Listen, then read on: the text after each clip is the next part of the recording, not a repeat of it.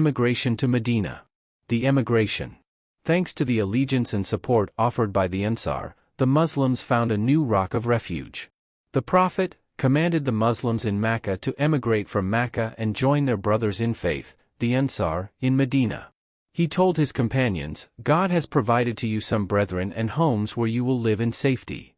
So the Muslims departed, one small group after another, from Mecca to Yathrib, leaving the Prophet behind in Mecca in anticipation of the command of Allah as to when he should leave the city. But it was not easy to emigrate as the Quraysh decided at once to take stringent measures against them. The pagan Quraysh did everything they could to stop the exodus, such as creating obstacles along the way of the emigrants to prevent their departure. The Muslims, though, were equally determined to leave at all costs. Some, like Abu Salama, had departed alone, leaving their wives and children, while others, like Suhaib, had to give up their lifelong earnings before leaving Mecca. Salama relates the following about her and her husband's departure. When Abu Salama had made up his mind to set out for Medina, he saddled his camel and mounted me on it with my son Salama. Then, taking hold of the camel's halter, he went ahead. When some of the men belonging to Bani al-Mughari saw him, they came near us saying, "It is all right, so far as you are concerned, but how can we allow your wife to go with you?" They snatched the camel's headstall from his hand and took me with them. At this crucial point, Banu Abdul Asad, the clansmen of Abu Salama, got angry. They said, "By God, you have torn her from our brother, but we will not allow our son to go with her." A scuffle started between them for the child Salama, until his arm was dislocated, and Bani Asad took him away, leaving me with Bani al-Mughira while my husband went away to Medina. Thus, all the three of us, myself, my husband and my son, were separated. I used to go out every morning to Abda weeping till nightfall. A whole year passed in this manner when one of my cousins from al-Mughira took pity on me and said to Bani al-Mughira, "Why don't you let this poor woman go? You have separated her from her husband and son." So they said to me, "You can go to your husband if you like." Then Banu Asad reunited me with my son. I saddled my camel and, taking the child with me, set out for Medina in search of my husband, accompanied by not a blessed soul with me. When I arrived at Tan'im, I happened to meet Uthman ibn Talha of Bani Abduldar, who asked me where I intended to go. I replied that I was going to my husband in Medina. He asked if I had anybody with me, to which I said in reply, "None save this child and God." He said, "By God, it is not easy for you to reach your destination." He took hold of the camel's rope and went ahead leading it. I swear, I have never met a man nobler than he. Whenever we had to stop, he used to kneel the camel and withdraw. After I had got down, he used to unload the camel, tie it to a tree and go away to take rest under a tree. In the evening, he used to saddle the camel and load it, and then withdrew, asking me to ride. He came back after I had mounted, and taking the halter in his hand, he went ahead to the next destination. Thus he escorted me until I reached Medina. When he saw Quba, the habitation of Bani Amr ibn Auf, he said, "Your husband is in this village. Now go to him with the blessing of God." Thus he bade me farewell and went off on his way back to Mecca. She also used to say that no family in Islam suffered the hardships the way that the family of Abu Salama did. When Suhaib tried to leave for Medina, the disbelieving Quraysh said to him, "You came to us as a destitute beggar and have grown rich among us, and now you want to go away safely with your life and wealth. By God, it shall never be so." Suhaib asked, "Would you allow me to go if I give my property to you?" When they replied in the affirmative, Suhaib said, "I will give you the whole of it." When the Prophet was told about the incident, he exclaimed, "Suhaib has made a prophet. Suhaib has made a prophet."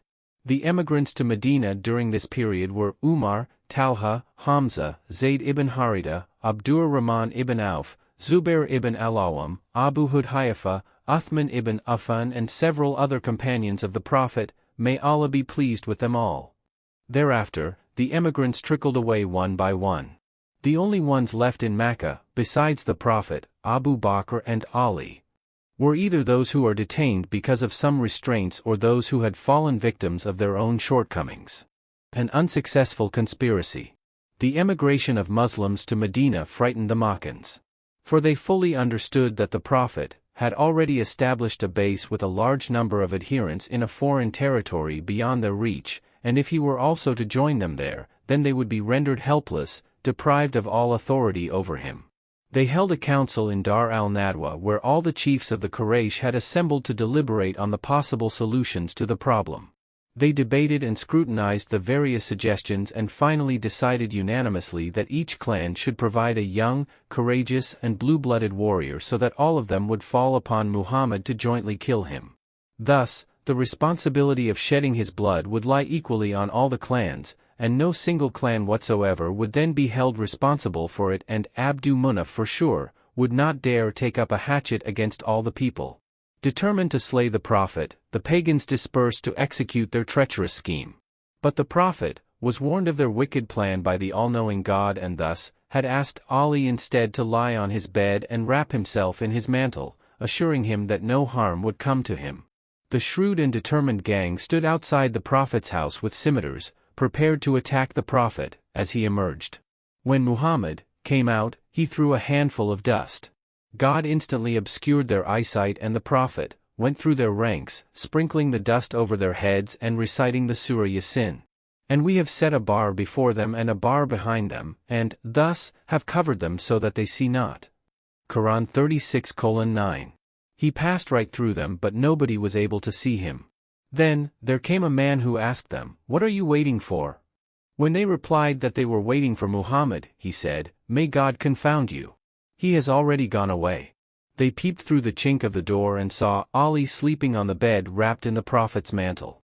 They had mistaken him for the Prophet, and decided to wait till morning when Ali got up from the bed. All of them were abashed by the incident. A strange inconsistency. The unbelieving Quraysh of Makkah were bitterly set against the Prophet. Yet they were absolutely convinced of his truthfulness and trustworthiness, nobility and magnanimity. If anybody in Makkah apprehended loss or misappropriation of his property, he usually deposited it with the Prophet. The Prophet had thus a number of things committed to his care. He, therefore, charged Ali to return these to their owners before leaving Makkah. Of a fact, such strange behavior from Quraysh and such noble behavior from the Prophet at such a critical moment is a testimony to the nobility of the Prophet, as well as to the callousness of Quraysh. We know well how their talk grieveth thee, though in truth they deny not thee, Muhammad, but evildoers flout the revelations of Allah. Quran 6:33. The fact that the polytheists trusted Allah's messenger, with their possessions, even though they were fighting against him and insisting upon his death, is an evidence that the enemies of the mission, deep in their hearts, believed in the righteousness, honesty, and nobility of the reformer. They believed that he was better off than them in his behavior and that his heart was purer than theirs. But the insensitivity or indifference of their hearts, their stubbornness, and their resolute grip towards their errant customs and beliefs, aptly known as resistance to change, lured them to fight against him, harm him and finally conspire to kill him.